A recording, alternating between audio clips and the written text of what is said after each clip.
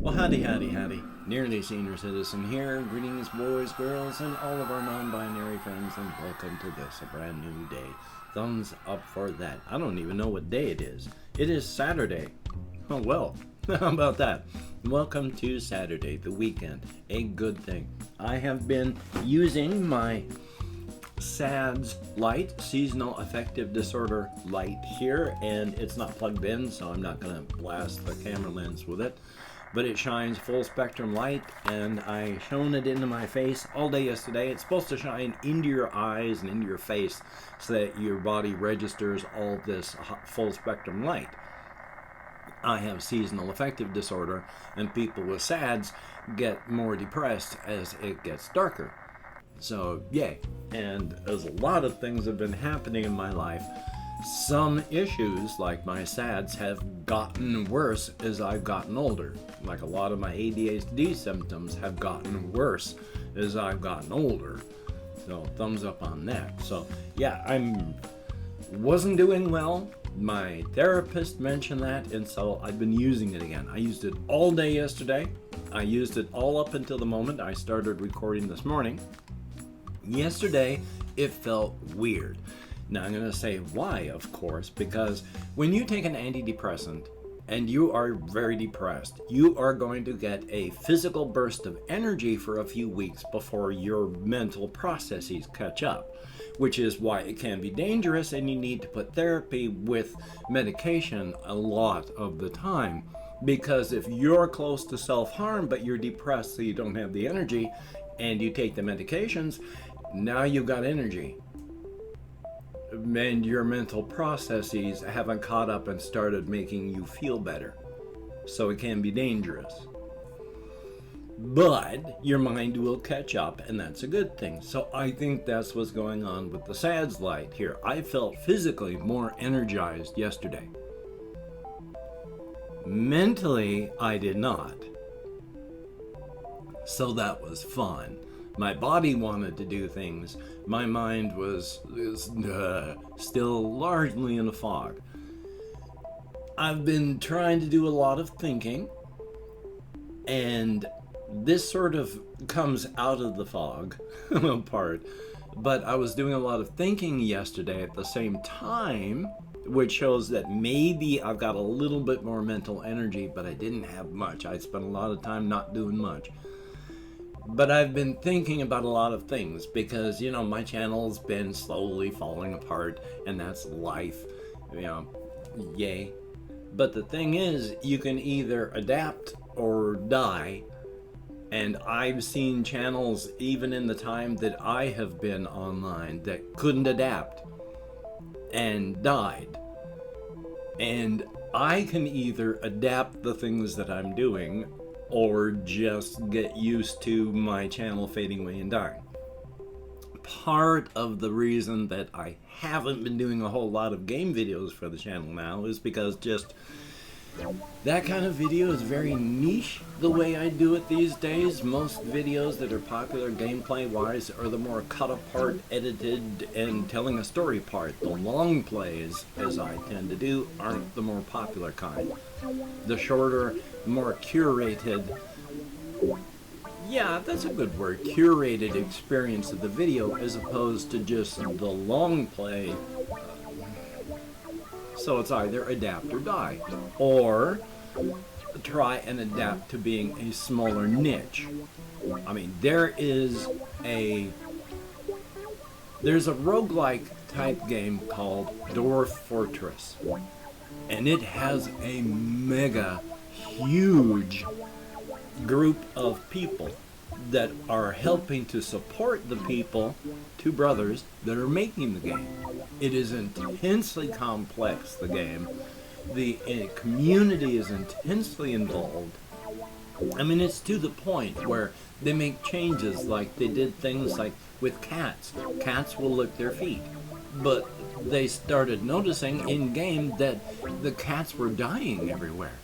And they couldn't figure out why.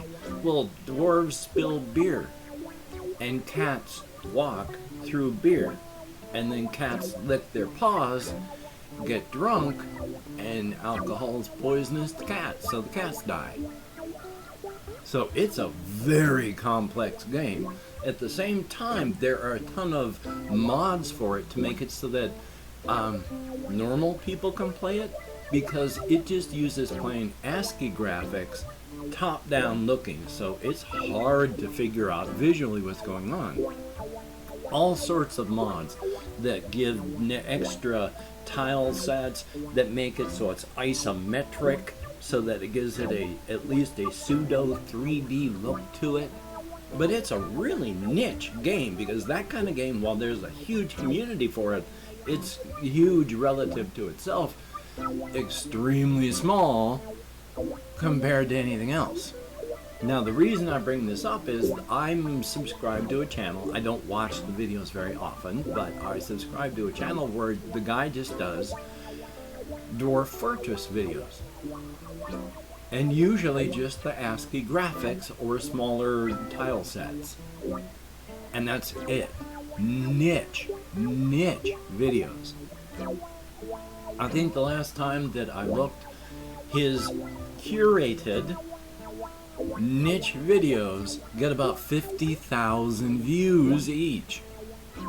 So you can find a niche and you can adapt to it. The thing is being able to find that niche and adapt to it. Hopefully with my ADHD meds, hopefully using the SADS lamp, hopefully with the attempts to make changes that I am right now, whereas I have a reaction channel, where I've got the creative channel, where I've got the gaming channel. Now, I've been thinking of what to try and move into differently, like shoot for a niche, because I don't like, with where my head is and such, I don't really like multiplayer games as multiplayer games. I went through a short period of time in the early 2000s where I played a lot of those free-to-play, the old Team Fortress type, where it was one team against another team and you were just fighting it out that way. But I didn't have to actually talk to anybody or anything like that.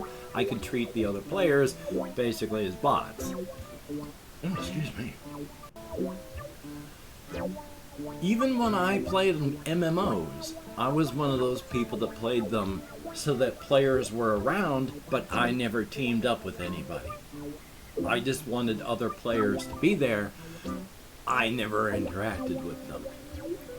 So games like Fortnite and PUBG and Apex Legends, is that? They're all very exciting looking. I don't enjoy interacting like that with other people, which also makes some type of collaborations with others, even as an idea, tough, because the whole social isolation, which, you know, online, not big of a problem, but just talking with people. I can usually do online interactions with others for about an hour and a half before I start getting, I need to look for reasons to shut this down so I can get out of here, sort of thing. I can only really interact with others for so long, so I'd have to collab with others in small groups. And that means as well, with squad-based games that are multiplayer shooters, I don't want to talk to people. I don't want to coordinate with a team to do this stuff. I don't enjoy that. So yeah, there's popular channels where I could do the popular stuff in gaming, but I don't enjoy it. It's like point and click. You know, the old point and click type of games where you click to make your character go somewhere, then you would click on the look icon, and then you would click where you wanted it to look, and then it would tell you things. I'm glad that they had that form of game. I'm very glad they still make that kind of game. I can't play that kind of game. I don't enjoy them. For a long time, growing up with computers, that was the only type of thing you could find, and so you had to deal with that. But I didn't enjoy that. Just like I don't enjoy the massive multiplayer stuff. And the thing is, especially with me, I can mask a lot of things, but if I'm not enjoying myself, you can tell. If I'm angry, you can tell. You can tell how I'm feeling, because even though I will, like, I've mentioned before how I have, like everybody, when they go online in a camera, there's a mask that I wear. It is 99% transparent, and what you see is me. But there is that small change that's me on camera versus me in real life. Can't remember why I mentioned that part, but everyone's got these masks, and it's the way we act, and it has to do with multiplayer. And so I can't remember what my point was. My sincere apologies. That's the ADHD and all. Ugh. Yay, I love ADHD. But I do not enjoy multiplayer stuff, so my apologies for being incoherent. So yeah, I don't enjoy that sort of thing, and you can tell how I'm feeling by how I look. Like I say, my mask is 99% transparent. The 1% is I don't swear a lot anymore, and I swear even less when the camera's on because of YouTube demonetization. So it's largely little things like that. Just the subjects that I'll talk about because of demonetization, that's largely my YouTube mask. So I'm not going to be able to do a lot of the things that others find really fun. I mean, I really want to get back into live streaming, and because I did for a while and it was enjoyable. I'm checking my time. But a large part of that too is interacting with people, which means I can only interact and go online for like an hour and a half at a time max before I will have reached my interacting with others maximum point. So I want to get back into live streaming. I also don't have a really good way to see chat, because I would have to play a game or whatever, because I'm going to be doing that, like I say, the gaming stuff and just chatting while I'm gaming, on one monitor, and then I got my recording stuff on this monitor, so I've got two different monitors, but on one side the chat's here, and on the other side is where I have to be looking, so they're not even in the same place, and I don't have a phone or tablet that will display it separately, so that's going to be fun. And of course, the big problem with wanting to live stream is my housemate. When he's here, he spends 99% of his entertainment time playing online multiplayer through Xbox Live. I don't know how much bandwidth that uses, so I don't know how much would be available if I were to live stream over the top of that. At the same time, I don't want to suddenly hog up all the bandwidth and have him up here banging on the door going, "What, are you doing something weird with the internet?" So it's a lot of things to work out, but I want to start getting back into live streaming soon. But that's the whole issue with that, is social interaction and such like that. I'm hoping to find a niche, but we'll work on it. Let's see what else I have on my list. Oh, this one's really, really fast, but I wanted to talk about this one. It has to do with infinite things, infinities, and my cosmic horror framework, because I've talked about infinite numbers and infinite sizes, and if we can change something in any way by doing any of the normal things to it, it is not an infinite amount. It is what I call dinfinite, which is a very large number, so big our heads would explode trying to comprehend it, but still just a normal number. So, don't get lost. With the infinite numbers and how they are actually infinite, some things are an infinite process through time. Like how the amount of actual integers is infinite in a process through time, but is dinfinite in that you cannot just add 1 to something and it suddenly becomes infinite. It will never become infinite. It can't, because its normal addition affects it. But at the same time, it is an infinite process through time, because you can always add 1 to it, repeat step, add 1, repeat step, add 1, so it goes on forever. And yet at the same time, there are infinite numbers that are infinite, and they're not a process through time, because there are an infinite amount of numbers between every integer. It is a process that does not stop, and it's not a process through time either, because you can always add another digit after the decimal. You can always add that. So, when you're at 1 point or 0.100 zeros and then a 1, well, you can also have 101 zeros and then a 1, and then 102 zeros. And that's not a process that's infinite through time. That is just there. So it's infinite, not through time, because time would never go forward if it was a process that had to finish, and obviously it does. So how do you classify those? And I've opened up 24 hours worth of comments in my community tab, and I'm going to go through and thank about the 12 people that left me comments in the last 24 hours. Yay, thank you very much. It is appreciated. If I mispronounce the username, no disrespect is intended. And even though I can't American Sign Language, and even though it's a small number of people, with my memory sometimes, and especially with the stuff, that brain fog I'm dealing with right now, way back. Excuse me.